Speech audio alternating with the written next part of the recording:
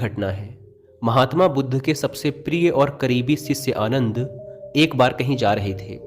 तभी रास्ते में उन्होंने देखा कि एक अधेड़ उम्र का व्यक्ति एक चट्टान के ऊपर बैठकर रो रहा है। यह देखकर आनंद वहीं रुक गए और उस व्यक्ति के पास जाकर उसके दुखी होने का कारण पूछा। वह व्यक्ति अपने आंसू पोंछते हुए बोला, मैं यहीं पास के ही गांव का रहने वाला एक बदनसीब व्यापारी हूँ। मैं जो भी काम करता हूँ वह बिगड़ जाता है। व्यापार के चक्कर में मैंने अपनी माँ और पत्नी के गहने गंवा दिए, अपने परिवार को खो दिया और यहाँ तक कि अब तो मेरा घर और खेत भी गिरवी पड़े हैं। मुझे तो लगता है कि मेरी किस्मत ही खराब है। उस व्यक्ति की बात सुनकर आनंद बोले, तुमसे किसने कहा कि तुम्हारी किस्मत खराब है? जरा मैं भी तो जानूं कि तुम्हारी किस्मत में क्या खराबी है। व्यक्ति बोला, पहले मैं खेती करता था, लेकिन हर साल उसमें घाटा होता था। कभी सूखा पड़ जाता तो कभी ज़्यादा बारिश से फसल खराब हो जाती, कभी आवारा पशु फसल को नुकसान पहुंचाते तो कभी कीड़े मकोड़े और बीमारियां फसल को बर्बाद कर देते। खेती से मेरे परिवार का गुजारा ठीक से नहीं चल पा रहा था, जिससे परेशान होकर मैंने खेती करना छोड़ दिया और व्यापार करने का निश्चय किया। मैंने पत्नी के गहने बेचकर अपना व्यापार शुरू किया, लेकिन मेरा व्यापार नहीं चला। शुरू में तो मेरे परिवार वालों ने थोड़ी बहुत मेरी आर्थिक मदद की, मेरा साथ दिया, लेकिन जैसे जैसे मुझे नुकसान होने लगा मेरे परिवार वालों ने भी मेरा साथ छोड़ दिया और मुझसे दूर हो गए। अब तो वो मुझे देखकर अपनी नज़रें फेर लेते हैं और मुझे ही अपने परिवार की गरीबी और दुर्दशा का जिम्मेदार ठहराते हैं। अब तो मुझे अपना जीवन ही व्यर्थ लगने लगा है।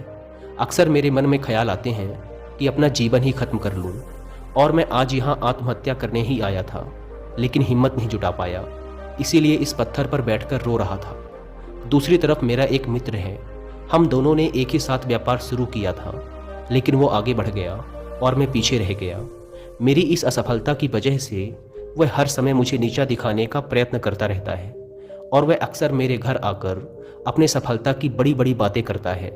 मेरे घर वालों को बताता है कि कैसे उसने इतनी कड़ी मेहनत करके इतना बड़ा व्यापार खड़ा कर लिया है, और वह अक्सर अपने फलते फूलते व्यापार के किस्से मुझे, मेरी पत्नी और मेरे माँ बाप को सुनाता रहता है, जिसे सुनकर मेरे घर वाले उसकी तो प्रशंसा करते हैं, लेकिन मेरी बुराई करते हैं, मुझे नकारा और कम दिमाग का कहते हैं। मेरी पत्नी और माँ मुझे बात बात पर ताने मारती हैं, जिससे मुझे बहुत दुख पहुँचता है और कई बार खुद की नाकामयाबी पर क्रोध भी आता है, लेकिन मुझे समझ नहीं आ रहा कि मैं क्या करूं। यह सुन भिक्षु आनंद ने पूछा, तुम्हें किस बात का दुख होता है, अपने असफल होने का या फिर मित्र के सफल होने का? सवाल सुनकर वह व्यक्ति एक पल के लिए सोच में पड़ गया, फिर बोला, अगर सच कहूं तो मुझे अपने असफल होने का उतना दुख नहीं होता जितना कि मित्र के सफल होने का होता है। भिक्षु आनंद ने अगला प्रश्न किया, अगर तुम्हारा मित्र व्यापार में असफल हो जाता और तुम सफल हो जाते तो क्या तुम खुश होते? व्यक्ति ने कहा, हाँ, मुझे बहुत खुशी होगी। आनंद बोले, इसका मतलब कि तुम्हारी खुशी तुम्हारे मित्र पर निर्भर करती है। अगर वह चाहे तो तुम्हें खुश कर सकता है, और अगर वह चाहे तो तुम्हें दुखी भी कर सकता है। तुम स्वयं से ना तो खुश हो सकते हो और ना ही दुखी हो सकते हो। भिक्षु आनंद की बातें सुनकर व्यक्ति थोड़ी देर के लिए सोच में पड़ गया और फिर बोला, आपकी बातें सुनकर मुझे कुछ आशा बंध रही है। तभी भिक्षु आनंद ने कहा, जब हम किसी से आशा बांध लेते हैं तो उस पर निर्भर हो जाते हैं, फिर हमारी खुशी और दुख भी उसी पर निर्भर करने लगते हैं। इसीलिए सबसे बेहतर है कि तुम स्वयं से आशा बांधो। जब तुम ऐसा करोगे और साथ ही पूरी मेहनत और ईमानदारी से काम करोगे तो तुम्हें सफलता अवश्य प्राप्त होगी। तुम्हें लगता है कि तुम्हारा मित्र तुम्हें नीचा दिखाने आता है, दुखी करने आता है, पर अगर ईमानदारी से विचार करो तो वह बातें तो सच्ची ही कहता है। वह अपने संघर्ष और अनुभव की बातें बताता है। तुम उन बातों से बहुत कुछ सीख सकते हो। तुम्हें तो इसके लिए उसका धन्यवाद करना चाहिए कि तुम्हें घर बैठे इतने सारे अनुभव मिल रहे हैं। तुम उन अनुभवों का लाभ उठाओ, नई शुरुआत करो, ईमानदारी से कर्म करते जाओ, हार मत मानो। एक दिन तुम्हें सफलता जरूर मिलेगी। आज तुम जिसे अपना बुरा वक्त या बुरी किस्मत कह रहे हो, एक दिन यह बदल जाएगी और इसी के साथ तुम्हारी सोच और विचार भी बदल जाएंगे। और देखना, जब तुम्हारा अच्छा समय शुरू हो जाएगा तब तुम्हारा मित्र भी तुम्हें अपनी सफलताओं की कहानियां नहीं सुनाएगा, तब वह तुम्हें अपनी असफलताओं और परेशानियों की बातें सुनाएगा, ताकि तुम उसकी बातें सुनकर भ्रमित हो जाओ, तुम्हारा आत्मविश्वास डगमगा जाए और तुम गलत निर्णय ले सको। लेकिन उस समय भी तुम्हें अपनी ही बुद्धि का प्रयोग करना होगा, स्वयं पर विश्वास रखना होगा। जिस प्रकार तुम्हारा मित्र आज तुम्हें दुखी करने आता है, वैसे ही वह उस समय भी तुम्हें दुखी करने आएगा, क्योंकि जिस तरह उसे दुखी देखकर तुम्हें मजा आता है, ठीक उसी तरह उसे भी तुम्हें दुखी देखने में उतना ही मजा आता है। व्यक्ति ने कहा, आपने सही कहा मुनिवर, लेकिन मेरा सबसे बड़ा दुख ये है कि मेरे परिवार के लोग भी इसमें शामिल हैं।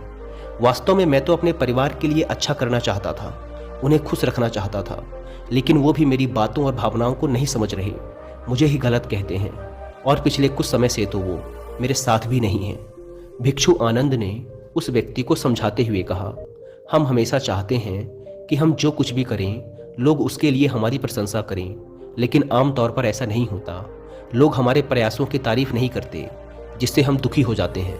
हमें लगने लगता है कि हमारे मित्र, रिश्तेदार, घर वाले सब स्वार्थी हैं। लेकिन अगर तुम किसी को अपना परिवार मानते हो और उसके लिए कुछ करना चाहते हो, तो फिर तुम ऐसा क्यों सोचते हो कि तुम दूसरों के लिए कुछ कर रहे हो? वास्तव में तुम अपनी खुशी के लिए कुछ कर रहे हो, क्योंकि उन्हें खुश देखकर तुम्हें खुशी होती है। अगर ऐसा करते समय तुम मान कर चलते हो कि तुम दूसरों के लिए कुछ कर रहे हो, तो तुम दुखी रहोगे। लेकिन अगर तुम्हें लगता है कि तुम स्वयं के लिए कर रहे हो, तो तुम खुश रहोगे, क्योंकि जब हम स्वयं के लिए कुछ करते हैं या करना चाहते हैं, तो हमें इसके लिए सांत्वना की जरूरत नहीं पड़ती। भिक्षु आनंद की ये बातें सुनकर उस व्यक्ति के चेहरे के भाव पूरी तरह से बदल गए। उसने कहा, आप सही कह रहे हैं मुनिवर, मैं समझ गया कि अब तक मेरी किस्मत इसीलिए खराब थी क्योंकि वह दूसरों के हाथों में थी। लेकिन अब से मैं अपनी किस्मत को अपने हाथों में रखूंगा, फिर से प्रयत्न करूंगा, पूरी लगन और ईमानदारी से काम करूंगा, और जब तक सफलता नहीं मिल जाती चैन से नहीं बैठूंगा। उस व्यक्ति की बात सुनकर भिक्षु आनंद मुस्कुराए और उसे एक छोटी सी डिबिया देते हुए कहा, इस डिबिया को हमेशा अपने साथ रखना। इसमें एक ऐसा मंत्र है जो तुम्हें बड़े से बड़े दुख से भी बाहर निकाल लेगा। लेकिन इस डिबिया को तभी खोलना जब तुम्हारे सारे रास्ते बंद हो जाएं, कोई उम्मीद नजर ना आए और तुम्हें लगने लगे कि सब व्यर्थ है, यह दुनिया व्यर्थ है और यहाँ रहना भी व्यर्थ है। व्यक्ति ने भिक्षु आनंद का धन्यवाद किया और उस डिबिया को लेकर अपने घर वापस आ गया। उसने नए उत्साह के साथ दोबारा अपने व्यापार की शुरुआत की और इस बार उसका व्यापार चल पड़ा। अपनी मेहनत और लगन के बल पर बस कुछ ही सालों में वह एक बड़ा व्यापारी बन गया। उसके परिवार वाले भी उसके साथ आ गए और उसका जीवन बहुत ही सुख शांति और समृद्धि के साथ बीतने लगा। लेकिन समय और किस्मत के खेल को आज तक ना कोई समझ पाया है और ना कोई समझ पाएगा। ये सदा एक जैसा नहीं रहता, यह बदलता रहता है। उस व्यक्ति के जीवन में भी बदलाव आया। वह व्यक्ति जिस राज्य में रहता था, उस राज्य पर पड़ोसी राज्य के राजा ने हमला कर दिया। उस हमले और लूटमार में उस व्यक्ति का सारा धन भी लूट लिया गया। उसकी दुकानें और घर सब जला दिए गए। जान बचाने के लिए उसे अपने परिवार के साथ वहां से भागना पड़ा। व्यक्ति अपने परिवार के साथ कई दिनों तक इधर उधर भटकता रहा। वह दाने दाने को मोहताज हो गया। उसका बच्चा बीमार हो गया और इलाज के अभाव में बीमारी से बुरी तरह तड़पने लगा। यह देखकर उसका हृदय चीत्कार कर उठा। उसके पास अपने बेटे के इलाज और परिवार को खिलाने के लिए धन के नाम पर एक सिक्का भी नहीं था। वह अंदर से बुरी तरह से टूट गया। ऐसे में उसे एक बार फिर से निराशा ने घेर लिया। उसे लगने लगा कि उसका जीवन व्यर्थ है, सारी दुनिया व्यर्थ है।